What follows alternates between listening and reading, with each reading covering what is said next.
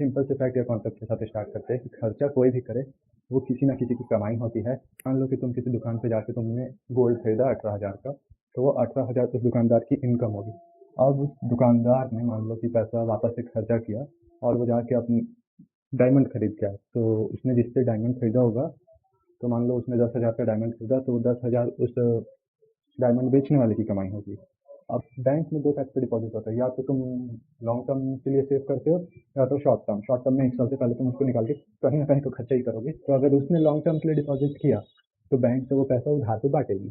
Bank उधार पे बांटेगी तो उसने जिसको वो 10,000 उधार दिए वो उस बंदे की इनकम होगी। अब या तो वो बंदा किसी चीज़ को खरीदने के लिए पैसा लिया होगा उधार पे, कार खरीदेगा, मशीन खरीदेगा, कुछ ना कुछ तो खरीदेगा। और अगर डिमांड डिपॉजिट किया तब तो कोई बात नहीं है, 1 साल के अंदर अंदर ये आदमी वैसे ही खुद निकाल के खर्चा कर देगा। जहाँ तक मेरे को लगता है कि तुमको ये चीज़ क्लियर होगा कि भले ही तुम खर्चा करो या बैंक में पैसा जमा करो, किसी ना किसी की वो कमाई होती है। अब वीडियो के पहले टॉपिक के साथ स्टार्ट करते हैं जीएसटी, जिसके बारे में शायद आप सब जानते होंगे। और पहले जीएसटी के प्रॉब्लम बता देते हैं, उसके बाद इसका सॉल्यूशन देखा जाएगा। प्रॉब्लम क्रमांक 1, हद से ज़्यादा टैक्सेस हैं, मल्टीपल टैक्सेस हैं। क्रमांक नंबर 2, टैक्स फाइल करने का प्रोसेस काफ़ी कॉम्प्लेक्स है। क्रमांक नंबर 3, जीएसटी रेट हद से ज़्यादा हाई है। क्रमांक 4, टैक्स की चोरी हद से ज़्यादा होती है। और आखिर कुल मिला के लास्ट जनता का होता है। प्रॉब्लम नंबर 1, मल्टीपल टैक्सेस का सॉल्यूशन देखते हैं कि भले ही वो डायरेक्ट टैक्स हो या इनडायरेक्ट टैक्स हो, हम लोग उसको एक ही टैक्स के अंदर क्यों नहीं इंक्लूड कर सकते कि भले ही कोई, आप भले ही पर्सनली आपको पे करना है या फिर आप उसका बर्डन किसी पे शिफ्ट कर सकते हो, कोई एक ही टैक्स उसका नाम दो ना, उसको मल्टीपल वैरायटी में डाल के पब्लिक आधा तो सोच के घबरा जाती होगी कि इस पे टैक्स कौन सा लगेगा अगर ये चीज़ ले रहे हैं तो। भाई साहब इतना टेंशन कॉम्प्लेक्स है, इतना सारा टैक्स है, आदमी पहले से ही कंफ्यूज है। उसके बाद ये बताओ टैक्स भरना कितना आसान है। भाई साहब टैक्स का मतलब कि खुद सोचो, इतना कॉम्प्लेक्स है, तो इसका स्ट्रक्चर है टैक्स फाइल करने का। ऊपर से बच्चों को स्कूल में सब पढ़ाया जाता है। भाई साहब एक चैप्टर, शायद एक चैप्टर में निपट जाए टैक्स फाइल करने का प्रोसेस, कहीं ना कहीं तो पढ़ा दो, 10th में ही पढ़ा दो कि सबको पता रहे टैक्स फाइल कैसे करते हैं। उसके बाद प्रॉब्लम नंबर 3, जीएसटी का रेट तो सबको लगता है कि बहुत हाई है, और शायद है भी, क्योंकि कई चीज़ों पे जैसे लग्जूरियस आइटम्स पे 28% टैक्स है जीएसटी। और जैसे लग्जूरियस आइटम, अब मान लो एसी है लग्जूरियस आइटम की कैटेगरी में और वो है, उसके ऊपर 28% टैक्स लगता है।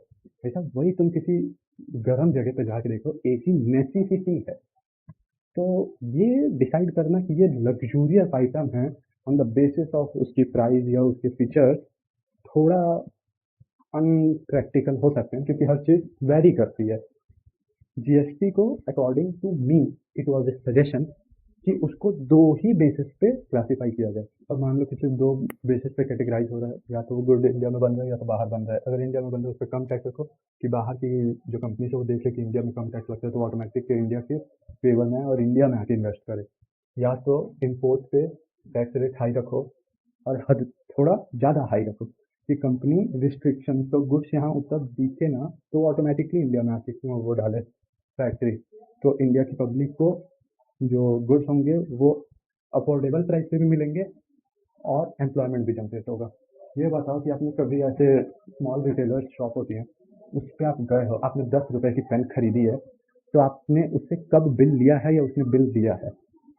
अब उसने बिल नहीं दिया तो टैक्स की तो चोरी हुई। इसको क्या पता चल रहा है कि वो प्रोडक्ट बिका नहीं बिका, पड़ा है, फेंका गया, चोरी हुआ? क्या पता चल रहा है? टैक्स की वहाँ चोरी हो गई। सिंपल सा इसका सॉल्यूशन तो है, डायरेक्ट एक बार में टैक्स प्रोड्यूसर पे लगे, वो टैक्स से ना ही प्रोडक्ट का प्राइस बढ़ेगा, ना ही होलसेलर को लॉस होगा, ना ही पब्लिक को लॉस होगा, ना ही रिटेलर को लॉस होगा। बात ये रहेगा कि पूरा का पूरा टैक्स जितना गवर्नमेंट को जाना था उस प्रोडक्ट पे, वो पूरा टैक्स गवर्नमेंट के पास गया, और वो चीज़ का कोई अब बिल बनाओ मत बनाओ कोई फर्क नहीं पड़ता। वो पैसा गवर्नमेंट को जाना था, वो पैसा गवर्नमेंट को चला गया। पब्लिक ने कोई सामान खरीदा तो उसको लगा कि दुकानदार ने गवर्नमेंट को पैसा दे दिया जीएसटी का। गवर्नमेंट को कभी वो पैसा रिसीव ही नहीं होती, किसने कभी पे ही नहीं। गवर्नमेंट को अब कहीं खर्चा करना है, उसके पास पैसा है नहीं, तो वो कहीं ना कहीं से पैसा बोरो करेगी। अगर उसने पैसा बोरो किया तो उसको इंटरेस्ट भी पे करना पड़ेगा। अब गवर्नमेंट की जब कमाई ही कम है, ऊपर से उसके ऊपर लोन है, उसके ऊपर इंटरेस्ट भी रिपेमेंट करना है, तो वो कहाँ से लेगी? आपके ऊपर जीएसटी का रेट बढ़ा देगी कि आप लोग ज़्यादा टैक्स पे करो। अगर आप टैक्स बढ़ भी गया और दुकानदार फिर भी पे नहीं कर रहा है, गवर्नमेंट के पास वापस नहीं पहुंचेगा, वो वापस लोन लेगी, वापस से टैक्स रेट बढ़ेगा। लोग जितना ज़्यादा टैक्स का चोरी करेंगे उतना ज़्यादा गवर्नमेंट टैक्स का रेट बढ़ा देगी, भले ही वो जीएसटी हो या कोई भी टैक्स हो। दूसरे मेन टॉपिक से शुरू करते हैं इनकम टैक्स। सबको लगता है कि ये हमारे खून पसीने की कमाई है, तो हम ये पैसा किसी और को क्यों दें। बात सही है, और इनकम टैक्स के कारण लोगों को ऐसा लगता है कि सरकार हमसे हमारा पैसा लूटती है। इनकम टैक्स का अगर सिंपल बोले ना, तो इनकम टैक्स एक डिससेटिस्फैक्शन है पब्लिक के लिए। पब्लिक अपने मेहनत से ही आखिर पैसा कमा रही है, वो अपनी फैमिली के लिए कमाती है, और उसमें से काफ़ी हिस्सा गवर्नमेंट ही ले ले। अगर प्रैक्टिकली और पर्सनली दोनों ओपिनियन दूँ, तो इनकम टैक्स को कम्प्लीटली अबॉलिश करना पॉसिबल है। बस हमें पेन की जिप से लेकर पेन की टिप तक हर एक चीज़ को एक कॉमन टैक्स के अंदर लाना पड़ेगा, और हर एक चीज़ पे एक कॉमन टैक्स लगे और वो पैसा गवर्नमेंट तक पहुँचे। तो ऐसे इनकम टैक्स का प्रॉब्लम सॉल्व किया जा सकता है। अब फॉरेन डायरेक्ट इन्वेस्टमेंट सेक्टर पे आते हैं। इसमें सबसे बड़ा प्रॉब्लम है कि फॉरेन इन्वेस्टर श्योर नहीं है कि उनका प्रोडक्ट इंडिया में चलेगा कि नहीं चलेगा। इंडिया की पब्लिक उस प्रोडक्ट के ऊपर रिस्पॉन्ड कैसे दिखाएगी, इस बारे में उन लोग को पता ही नहीं है, तो वो लोग थोड़ा हिचकिचाते हैं इन्वेस्ट करने से। तो इसका ये सॉल्यूशन किया जा सकता है कि उन लोग को एक ट्रायल पीरियड दे दे, या एक क्वांटिटी अमाउंट कि आप इतना इंपोर्ट कीजिए जो नॉर्मल जीएसटी इंडिया में मैन्युफैक्चरिंग गुड्स पे लगता है उतने पे ही। तो उससे उन लोग को एक आइडिया भी हो जाएगा कि हाँ, इस जीएसटी रेट पे इंडिया में जब हम लोग बेचेंगे तो हमारा प्रोडक्ट कैसे बिकेगा। तो उससे ये रहेगा कि इम्पोर्ट का भी ऐसा नहीं रहेगा कि हद से ज़्यादा इम्पोर्ट हो रहा है, और ऐसा भी रहेगा कि फॉरेन डायरेक्ट इन्वेस्टमेंट आने के चांसेस बढ़ जाएंगे। और दूसरा उन लोग को प्रॉब्लम लगता है कि इंडिया में ना टैक्स काफ़ी ज़्यादा है और कॉम्प्लेक्स है, वैरायटी भी है कई सारे टैक्स की। तो टैक्स का तो अगर प्रोसीजर सिंप्लीफाई कर दे, तो उससे एक और उन लोग को थोड़ा और लगेगा कि इंडिया में जा सकते हैं, वहाँ पर उतना ज़्यादा टैक्स नहीं लगेगा, लोग सस्ते में लोगों को प्रोडक्ट मिल जाएगा, तो इससे भी एफडीआई इंडिया में आने के चांसेस बढ़ जाएंगे। तीसरा प्रॉब्लम है ट्रांसपोर्ट एंड इंफ्रास्ट्रक्चर। इंडिया में उतना अच्छा ट्रांसपोर्ट एंड इंफ्रास्ट्रक्चर उतना अच्छा नहीं है। मतलब मान लो किसी फॉरेन इन्वेस्टर ने इंडिया के किसी बैकवर्ड एरिया में इन्वेस्टमेंट किया, तो उसके पास उतना अच्छा मीन्स और ट्रांसपोर्ट नहीं है, या फिर इंफ्रास्ट्रक्चर नहीं है कि वो अपना प्रोडक्ट मार्केट तक अवेलेबल ईजिली करवा पाए। अगर हमने ट्रांसपोर्ट एंड इंफ्रास्ट्रक्चर पर भी थोड़ा डेवलपमेंट किया इंडिया ने, तो शायद और चांसेस बढ़ जाएंगे कि फॉरेन डायरेक्ट इन्वेस्टमेंट इंडिया में और इंडिया का एम्प्लॉयमेंट रेट बढ़े। अब आते हैं कि इंडिया की गवर्नमेंट खर्चा कहाँ कहाँ करती है। तो पहले एजुकेशन सेक्टर से स्टार्ट करते हैं। इंडिया की गवर्नमेंट एजुकेशन पे खर्चा करती है, पर जितना वो खर्चा करती है उतना वो लोग का आउटपुट या प्रोडक्टिविटी नहीं हो पा रहा है। तो वहाँ पे एक प्रॉब्लम है टीचर्स का, कि टीचर्स अभी जो एकदम एजेड हैं या फिर थोड़े सीनियर हो गए हैं, उनको ऐसा लगता है कि सिर्फ हम जैसे आज तक पढ़ाते आ रहे हैं वैसे ही पढ़ाने से आगे का काम भी हो जाएगा। पर वैसा नहीं चल रहा है। इंडिया के जो स्टूडेंट्स हैं या जो टीचर्स हैं, उन सबको अपना अप्रोच बदलना पड़ेगा, पढ़ाने का तरीका चेंज करना पड़ेगा। तो एक प्रॉब्लम था टीचर्स का, जिसमें टीचर्स को थोड़ा यंग टीचर्स थोड़ा रिसेंट में, अब सीनियर्स को पेपर वर्क में रखा जा सकता है क्योंकि उनके पास एक्सपीरियंस है, और जो फ्रेश टैलेंट आया इंडिया में उसको अगर मौका दे टीचिंग में, तो शायद और अच्छा रिजल्ट आए हमारे पास, शायद और अच्छा ह्यूमन कैपिटल डेवलप कर पाए इंडिया। उसके बाद आता है स्कूल का इंफ्रास्ट्रक्चर। स्कूल इंफ्रास्ट्रक्चर पे काफ़ी खर्चा होता है, पर स्कूल इंफ्रास्ट्रक्चर आज भी कई जगह पे उतना अच्छा नहीं है। लोगों ने स्कूल को आजकल एक स्टेटस सिंबल के जैसे लेना शुरू कर दिया। स्कूल एक उन लोग को ये नहीं है कि उनके बच्चे को वहाँ से एजुकेशन मिलता है, उनको ये लगता है ये एक स्टेटस सिंबल है, हमारा बेटा यहाँ जाएगा तो हमारा स्टेटस बना रहेगा। उनका पर्सपेक्टिव चेंज करना है। पर्सपेक्टिव तभी चेंज हो पाएगा जब उन लोग को लगे, क्योंकि कई सरकारी बोर्ड्स हैं जिनमें अलग अलग बोर्ड फॉलो होते हैं। जैसे कोई स्टेट बोर्ड फॉलो हो रहा है किसी एक गवर्नमेंट स्कूल में, वहीं प्राइवेट में एक कॉमन बोर्ड है सीबीएसई। लोगों को लगता है सीबीएसई की वैल्यू स्टेट बोर्ड से ज़्यादा है।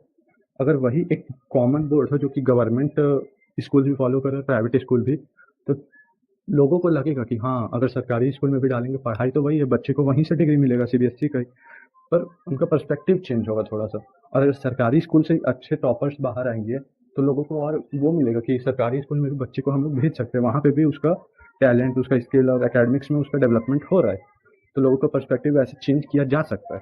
अब कई ऐसे सब्जेक्ट हैं जो रिक्वायर्ड हैं, पर वो कोई पढ़ाता नहीं है, वो पहले से जो पढ़ते आ रहे हैं वही पढ़ा रहे हैं उनको। जैसे कि अभी मैंने थोड़ी देर पहले टॉपिक में बोला था कि बच्चों को टैक्स फाइल करने का प्रोसेस किसी क्लास में एक चैप्टर में समझा दें, तो वैसे जो रिक्वायर्ड सब्जेक्ट है उनको और ऐड ऑन करें एडिशनल के साथ। जैसे बच्चा चाहे तो वो एडिशनल में जो सब्जेक्ट रखते हैं वहाँ पर वो उन सब्जेक्ट्स को रख सके जो उसको रियल लाइफ में काम आए। अब आता है productivity of teachers. Productivity of teachers training से कम किया जा सकता है कि उनका प्रोडक्टिविटी उतना ना गिरे, पर एकदम एलिमिनेट नहीं किया सकता है कि उनका प्रोडक्टिविटी कभी भी ना गिरे। उसका ये सब्स्टिट्यूट किया जा सकता है कि यंग टीचर्स को और अपॉइंट करें, और जो सीनियर टीचर्स हैं उनको पेपर वर्क में लगाएं। इससे ये होगा कि इंडिया में एम्प्लॉयमेंट भी बढ़ेगा और पढ़ाने के नए नए इनोवेटिव आइडियाज़ भी आएंगे, और अच्छा ह्यूमन कैपिटल भी इंडिया में डेवलप होगा। अच्छा ह्यूमन कैपिटल डेवलप होगा तो इनडायरेक्टली इंडिया में और अच्छा एम्प्लॉयमेंट जनरेशन भी होगा, एम्प्लॉयमेंट रेट और अच्छा होगा इंडिया में। तो ये भी एक फैक्टर है जो एजुकेशन में थोड़ा प्रॉब्लम है, productivity of teachers. Next factor है रिजर्वेशन। रिजर्वेशन से सिंपल सा ये प्रॉब्लम होता है कि रिजर्वेशन हो तो जाता है, लोगों को लगता है कि हाँ वोटिंग बैंक को बेनिफिट दे रहे हैं, वो लोग लोअर कास्ट को बेनिफिट दे रहे हैं या अपर कास्ट को बेनिफिट कम मिल रहा है उससे। पर उससे मेन फैक्टर जो ये मेन इफेक्ट जो आता है वो आता है ह्यूमन कैपिटल डेवलपमेंट पे, क्योंकि कई लोग ऐसे जो कि मार्क्स अच्छे ला के भी क्वालिफाई नहीं कर पाए, और वही लोग जो लोअर कास्ट में अगर उन लोग का मार्क्स आ रहा है उतना, तो वो लोग क्वालिफाई कर जा रहे हैं। मेरा पर्सनल ओपिनियन है कि इंडिया में एजुकेशन सेक्टर से रिजर्वेशन हटना चाहिए ताकि ह्यूमन कैपिटल अच्छा डेवलप हो, और इनडायरेक्टली अगर ह्यूमन कैपिटल इंडिया में अभी अच्छा डेवलप होगा तो आने वाले टाइम पे वो एम्प्लॉयमेंट जनरेशन करेगा इंडिया में, और अगर इंडिया में एम्प्लॉयमेंट जनरेशन होगा तो इंडिया की नेशनल इनकम भी बढ़ेगी और लोगों का पर कैपिटा इनकम भी बढ़ेगा। और जिस टाइप से अभी इंडिया का पॉपुलेशन है, इंडिया को अभी एम्प्लॉयमेंट की काफ़ी ज़्यादा ज़रूरत है। तो पर्सनल ओपिनियन था कि इंडिया में से एजुकेशन सेक्टर में से स्पेशली रिजर्वेशन को अबॉलिश किया जा सकता है अगर अच्छा ह्यूमन कैपिटल चाहिए तो। अब इंफ्रास्ट्रक्चर पे आते हैं। अब इंडिया का इंफ्रास्ट्रक्चर एकदम अच्छा भी नहीं है और एकदम ख़राब भी नहीं है। इंडिया के इंफ्रास्ट्रक्चर को एट दिस टाइम और थोड़ा अच्छा डेवलपमेंट की ज़रूरत है। इंडिया का इंफ्रास्ट्रक्चर अभी वीक कहीं कहीं पे हो जाता है, जैसे उसका मेन कॉज ये भी हो सकता है कि करप्शन से, क्योंकि अगर इतना गवर्नमेंट इंफ्रास्ट्रक्चर पे खर्चा कर रही है तब भला उसका लाइफ ख़त्म होने से पहले वो अपने आप कैसे टूट जा रहा है।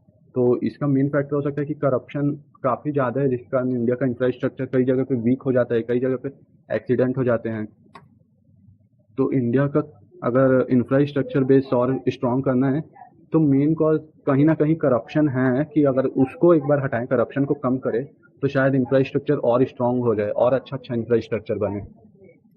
एक और प्रॉब्लम है इंफ्रास्ट्रक्चर में कि रिस्पॉन्सिबिलिटी कौन लेगा, कि अगर कोई प्रोजेक्ट पहले ही गिर गया, पहले ही टूट गया लाइफ एक्सपेक्टेंसी से, तो उसके लिए रिस्पॉन्सिबल कौन होगा। तो गवर्नमेंट ये कर सकती है कि वो डायरेक्ट जो कंपनी को टेंडर मिला है उसी को रिस्पॉन्सिबिलिटी दे कि अगर कोई भी प्रोजेक्ट को अगर लाइफ एक्सपेक्टेंसी से पहले कुछ भी उसमें प्रॉब्लम हुआ तो उसके लिए रिस्पॉन्सिबल आप ही लोग रहेंगे, और अगर बाय डिफ़ॉल्ट टूट गया या कुछ भी हुआ तो उसकी रिस्पॉन्सिबिलिटी आप पे आएगी, और उस कारण से आपके खिलाफ स्ट्रिक्ट एक्शन लिए जा सकते हैं।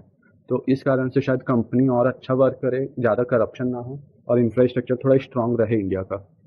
उसके बाद है कि इंडिया में ज़्यादातर जो इंफ्रास्ट्रक्चर है उसको ऐसा बनाए कि उसमें कम लैंड के रिक्वायरमेंट में ज़्यादा लोग रह सके, जस्ट लाइक बिल्डिंग्स टाइप, ताकि लोगों को घर की शॉर्टेज ना हो। क्योंकि इंडिया में जितना पॉपुलेशन है, अब आप खुद सोचो, एक एक फैमिली के लिए एक एक घर अगर रहा सिर्फ, तब तो वो काफ़ी ज़्यादा लैंड रिक्वायर्ड करेगा, और वही अगर सेम एक बिल्डिंग रहेगा तो कम लैंड रिक्वायरमेंट में ज़्यादा फैमिलीज को अपने अंदर रख सकता है। तो वो एक अच्छा ऑप्शन हो सकता है अगर इंफ्रास्ट्रक्चर, और उससे इंफ्रास्ट्रक्चर भी अच्छा रहेगा हमारा। तो ऐसे बिल्डिंग्स बना के हम लोग थोड़ा लैंड भी बचा सकते हैं, फॉरेस्ट को थोड़ा इन्वायरमेंट को भी दे सकते हैं। इंडिया में रिलीजियस इंफ्रास्ट्रक्चर बहुत अच्छा है, पर टूरिस्ट डेस्टिनेशन उतने नहीं हैं, और अगर टूरिस्ट अट्रैक्शन स्पॉट्स अगर बनाएं तो शायद इंडिया का फॉरेन एक्सचेंज रिजर्व भी थोड़ा अच्छा हो और इंडिया में इनफ्लो भी उसका अच्छा हो, और थोड़ा इनकम इंडिया की और बढ़े। अगर सब्सिडीज़ की बात करूँ तो सब्सिडीज़ का मेन प्रॉब्लम ये है कि जिसको सब्सिडीज़ की सबसे ज़्यादा नीड है उसके पास मीन्स ही नहीं है कि वो अपनी सब्सिडीज़ को अवेल करे, और जिसके पास थोड़ा सा भी मीन्स है अपना लाइफ स्पेंड करने का, उसको पास मीन्स है तो वो अपना सब्सिडीज़ भी अवेल कर ले रहा है और अपना लाइफ भी अपनी इनकम से चला ले रहा है, और जिसको सब्सिडीज़ की सबसे ज़्यादा नीड है उसको पास कोई मीन्स ही नहीं अवेल करने का। तो अगर इंडिया थोड़ा और अच्छा एम्प्लॉयमेंट रेट करे, एम्प्लॉयमेंट अपॉर्चुनिटीज़ और इंडिया में आए, एम्प्लॉयमेंट रेट बढ़े, तो शायद हम सब्सिडीज़ कम भी रहे तो अच्छा रहेगा, और शायद एलिमिनेट भी किया जा सके अगर एकदम अच्छा एम्प्लॉयमेंट रेट हो जाए। अगर एकदम अच्छा एम्प्लॉयमेंट रहेगा तो सब्सिडीज़ की नीड ही क्या है। अब अभी तक हमने जितने भी प्रॉब्लम डिस्कस किए तो, और उनके जो सॉल्यूशन डिस्कस किए, अब उन सॉल्यूशंस को अगर इम्प्लीमेंट करें तो उनके इफेक्ट्स क्या आएंगे या इम्पैक्ट्स क्या होंगे, उसके बारे में एक बार बता देता हूँ। कि अगर हमने जो जीएसटी के बारे में डिस्कस किया, अगर वो सब इम्प्लीमेंट हो तो टैक्स का कलेक्शन प्रॉपर हो सकता है, मतलब ज़्यादा चोरियाँ नहीं होंगी, टैक्स एविशन कम हो जाएगा और गवर्नमेंट की इनकम भी बढ़ सकती है उससे, क्योंकि चोरी ज़्यादा नहीं होगा टैक्स का। उसके बाद अगर इनकम टैक्स के सॉल्यूशन का बात करें तो उसका इफेक्ट क्या होगा कि पब्लिक का जो डिमांड होगा, पब्लिक जो डिमांड कर रही है वो डिमांड बढ़ जाएगा, क्योंकि उसके पास इनकम ज़्यादा रहेगा स्पेंड करने के लिए। अगर डिमांड ज़्यादा बढ़ेगा तो इंडायरेक्टली प्रोडक्शन के ऊपर उसका इफेक्ट आएगा कि प्रोडक्शन कंपनीज ज़्यादा करेंगी, और अगर प्रोडक्शन होगा तो उसके लिए एम्प्लॉयमेंट उनको देना पड़ेगा लोगों को, तो एम्प्लॉयमेंट भी बढ़ेगा और इनडायरेक्टली नेशनल इनकम भी इंक्रीज होगी। अब अगर फॉरेन डायरेक्ट इन्वेस्टमेंट पे आते हैं तो उसमें फॉरेन डायरेक्ट इन्वेस्टमेंट भी इंडिया में बढ़ सकता है। उसके बाद से अगर फॉरेन डायरेक्ट इन्वेस्टमेंट आता है तो एम्प्लॉयमेंट भी बढ़ेगा, और अगर ऐसे ही रहा, एफडीआई आया इंडिया में, तो इंक्रीज फॉरेन एक्सचेंज भी होगा, फॉरेन एक्सचेंज रिजर्व जो हमारा रहता है इंडिया का वो भी इंक्रीज होगा। उसके बाद अगर एजुकेशन पे आते हैं, एजुकेशन अगर हमने जो सॉल्यूशन बताया उस हिसाब से अगर हो, अगर उसमें रिक्वायरमेंट है चेंजेस की, तो चेंजेस के साथ अगर उसको इम्प्लीमेंट किया जाए तो मे बी ह्यूमन कैपिटल और नॉलेजेबल हो सकता है और स्किल्डफुल हो सकता है और उनकी प्रोडक्टिविटी भी बढ़ सकती है। और इसी के साथ अगर रिजर्वेशन को हटाए तो हर आदमी के पास एक कम से कम इक्वल अमाउंट ऑफ नॉलेज या एक बेसिक नॉलेज हर आदमी के पास होगी।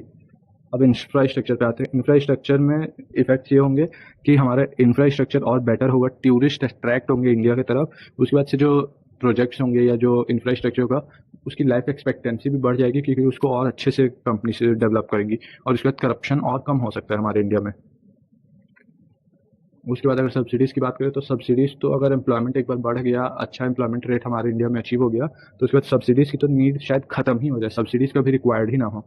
और अगर पूरा ये जो 6 7 8 टॉपिक थे, अगर उन सबको एक रिलेटेड सर्कल के हिसाब से समझे तो इस टाइप से इनकम टैक्स अगर कम होता है तो जीएसटी का जो कलेक्शन होगा वो बढ़ जाएगा क्योंकि लोग ज़्यादा पैसा खर्च कर देंगे।